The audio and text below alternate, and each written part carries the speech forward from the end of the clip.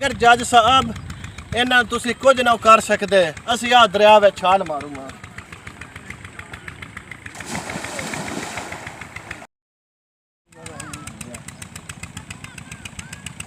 हाँ जी कंज साहब की देख रहे हो? वेंदा पिया ते इस बुजुर्ग को मैं ये पुछदा पिया भी इस गुरबत के दौर दे विच तुसीं किवें गुजारा करते पे हो।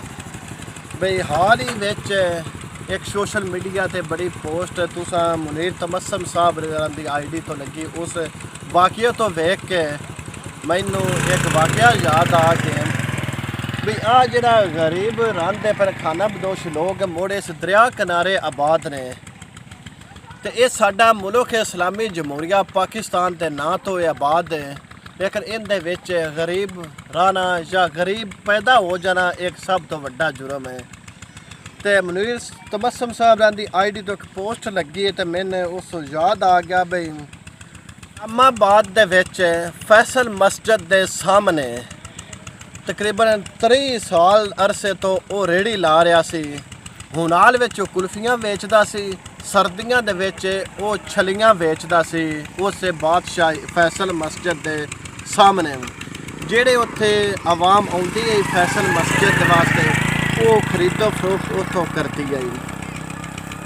तो एक दिन कुदरत दा करन इंज होया बई किसी दी नज़र पई भी गरीब बंदा है तो साडा टहका चंगा बन जासी।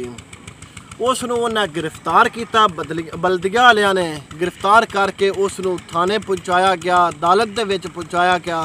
जज के सामने 3 दिनों के केस होंदा लगा है, लेकिन जो हालात मौजूदा तुसीं साडे मुल्क दे वेंदे पे हो बई साडे जिहड़े हुकमरान ने घर बैठे हुंदे ने 200 केस उनाथे वे जमानत उन्होंने घर बैठिया डी जांदियां ने, घरों चलते ने अदालतां उन्हां रिलीफ देनियां शुरू कर दिंदियां ने। लेकिन साडा मुल्क गरीब वास्ते कानून किस तरह करदा है।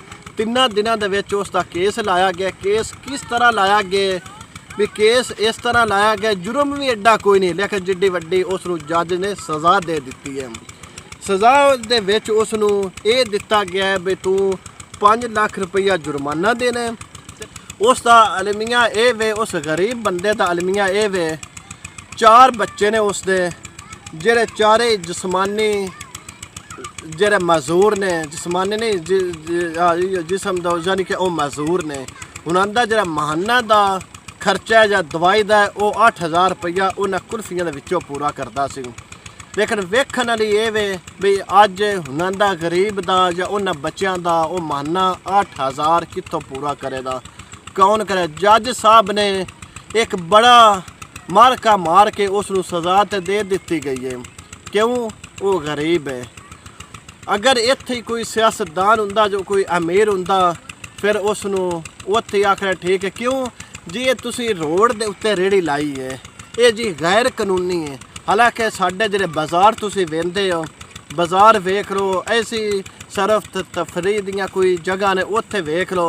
हालांकि इस मस्जिद विच फिल्म शूटिंगां हुंदियां ने, टिकटाकर इत्थे टिकटाकां बनाते हैं, लेकिन उन्हां वास्ते कोई कानून नहीं, उस गरीब वास्ते कानून है। लेकिन पाकिस्तान दे विच गरीब होना बड़ा एक जुर्म है। तो उनके वास्ते मैं उस जज अगे गुजारिश करना भी आ खाना बदोश लोग ने ताकि इन्हां भी कोई सज़ा दे दो।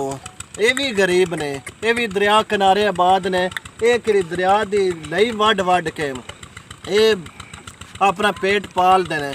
इन्हां नूं सज़ा दो ताकि ये भी जेल में रोटियां तो खान ना होर कुछ नहीं कर सकते। अगर जज साहब इन्हां तुसीं कुछ ना कर सकते, असीं आ दरिया विच छाल मारूंगा।